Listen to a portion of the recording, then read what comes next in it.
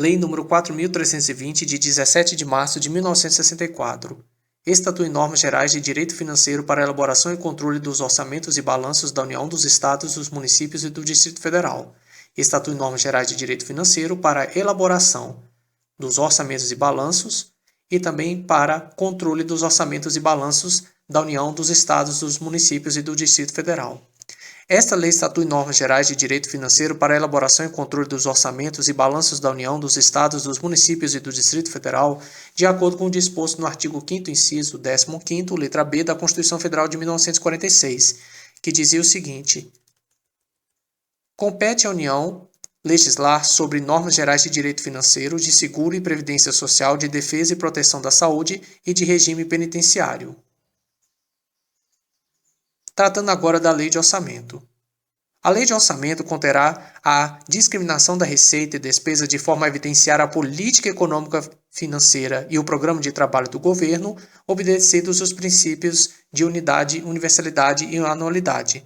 A Lei do Orçamento conterá a discriminação da receita e despesa de forma a evidenciar a política econômica financeira e de forma a evidenciar o programa de trabalho do governo, obedecidos os princípios de unidade, universalidade e anualidade. Integrarão a Lei de Orçamento, e não acompanharão a Lei de Orçamento, mas sim integrarão a Lei de Orçamento. Sumário geral da receita por fontes e da despesa por funções de governo, sumário geral da receita por fontes e da despesa por funções do governo, quadro demonstrativo da receita e despesa segundo as categorias econômicas, quadro demonstrativo da receita e despesa segundo as categorias econômicas, quadro discriminativo da receita por fontes e respectiva legislação, quadro discriminativo da receita por fontes e respectiva legislação, e quadro das dotações por órgãos do governo e da administração. Quadro das dotações por órgãos do governo e da administração. Então, integrarão a Lei de Orçamento 4 coisas. 1. Sumário geral da receita por fontes e da despesa por funções do governo. 2. Quadro demonstrativo da receita e despesa segundo as categorias econômicas. E 3. Quadro discriminativo da receita por fontes e respectiva legislação. 4. Quadro das dotações por órgãos do governo e da administração. Isso daí integrarão a Lei de Orçamento. Agora, acompanharão a Lei de Orçamento. 1. Quadros demonstrativos da receita e planos de aplicação dos fundos especiais. 2. Quadros demonstrativos da despesa. 3. Quadro demonstrativo do Programa Anual de Trabalho do Governo em termos de realização de obras e de prestação de serviços. Acompanharão a Lei de Orçamento 3 coisas e integrarão a Lei de Orçamento 4 coisas. Porém, acompanharão a Lei de Orçamento 1. Quadros demonstrativos da receita e planos de aplicação dos fundos especiais. 2. Quadros demonstrativos da despesa. E 3. Quadro demonstrativo do Programa Anual de Trabalho do Governo em termos de realização de obras e de prestação de serviços. A Lei de Orçamentos compreenderá todas as receitas, inclusive as receitas de operações de crédito autorizadas em lei. A Lei de Orçamento compreenderá todas as receitas, inclusive as de operações de crédito autorizadas em lei.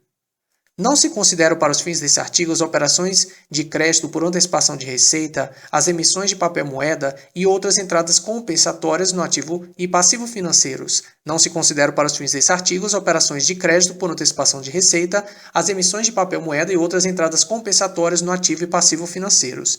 Então, não se considerarão as receitas advindas de operações de crédito por antecipação de receita. Essas não irão constar na Lei de Orçamentos, e nem mesmo as questões de emissões de papel-moeda e outras entradas compensatórias no ativo e passivo financeiros também não irão compor a LOA. É o caso de, por exemplo, um calção. A Lei de Orçamento compreenderá todas as despesas próprias dos órgãos do governo e da administração centralizada ou que, por intermédio deles, se devam realizar.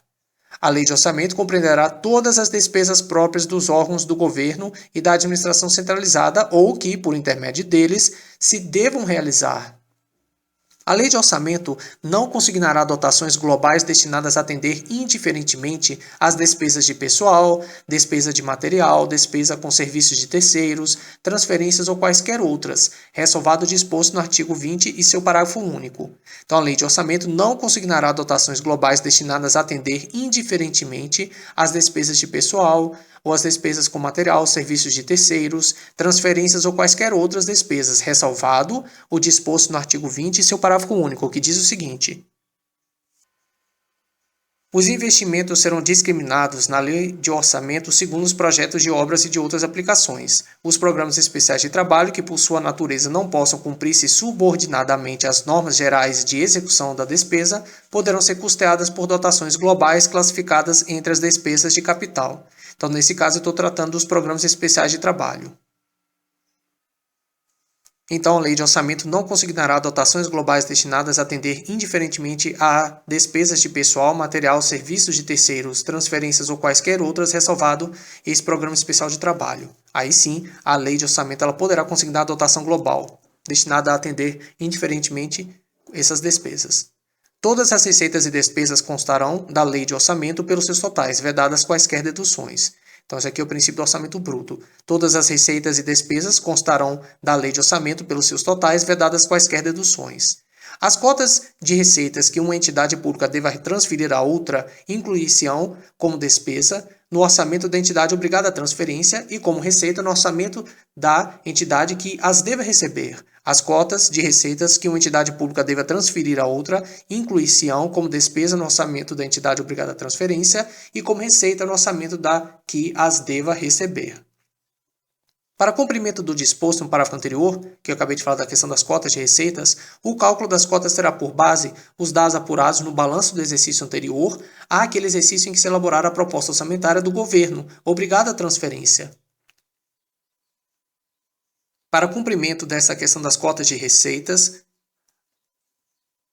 o cálculo das cotas das receitas terá por base os dados apurados no balanço do exercício anterior àquele exercício em que se elaborar a proposta orçamentária do governo obrigada à transferência. A Lei de Orçamento poderá conter autorização a Lei de Orçamento poderá conter autorização ao Executivo para abrir créditos suplementares até determinada importância, obedecidas às disposições do artigo 43. E, além disso, a Lei de Orçamento poderá conter autorização ao Executivo para realizar em qualquer mês do exercício financeiro, operações de crédito por antecipação de receita para atender a insuficiências de caixa. A Lei de Orçamento poderá conter autorização ao Executivo para abrir créditos suplementares até determinada importância, obedecidas às disposições do artigo 43. O artigo 43 diz que a abertura dos créditos suplementares especiais depende da existência de recursos disponíveis para ocorrer a despesa e será precedida de exposição justificativa.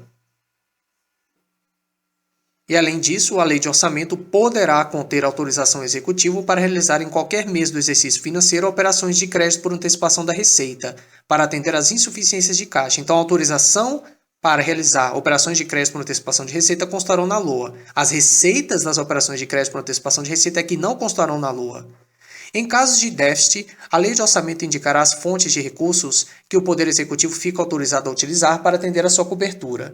Em casos de déficit, a Lei de Orçamento, e não a LDO, indicará as fontes de recursos que o Poder Executivo fica autorizado a utilizar para atender a sua cobertura.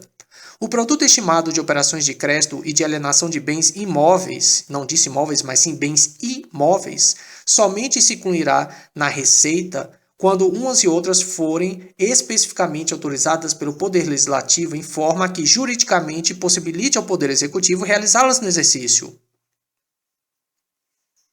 O produto estimado de operações de crédito e de alienação de bens imóveis somente se incluirá na receita quando umas e outras forem especificamente autorizadas pelo Poder Legislativo em forma que juridicamente possibilite ao Poder Executivo realizá-las no exercício. O produto estimado de operações o produto estimado de operações de crédito e de alienação de bens imóveis. Então, o produto estimado de alienação de bens imóveis, o dinheiro que vai vir dessas alienações, somente se incluirá na receita quando umas e outras forem especificamente autorizadas pelo Poder Legislativo, em forma que juridicamente possibilite ao Poder Executivo realizá-las no exercício. A autorização legislativa a que se refere o parágrafo anterior, no tocante a operações de crédito, poderá constar da própria Lei de Orçamento. A autorização legislativa a que se refere o parágrafo anterior, no tocante à operação de crédito, poderá constar da própria Lei de Orçamento. A discriminação da receita geral e da despesa de cada órgão do governo ou unidade administrativa obedecerá à forma do anexo 2. Os itens da discriminação da receita e da despesa serão identificados por números de códigos decimal.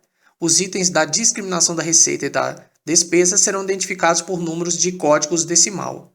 Completarão os números de código decimal que eu acabei de citar os algarismos caracterizadores da classificação funcional da despesa. Completarão os números do código decimal que eu acabei de citar os algarismos caracterizadores da classificação funcional da despesa. O código geral estabelecido nesta lei não prejudicará a adoção de códigos locais, ou seja, municípios podem adotar outros códigos. O código geral estabelecido nesta lei não prejudicará a adoção de códigos locais.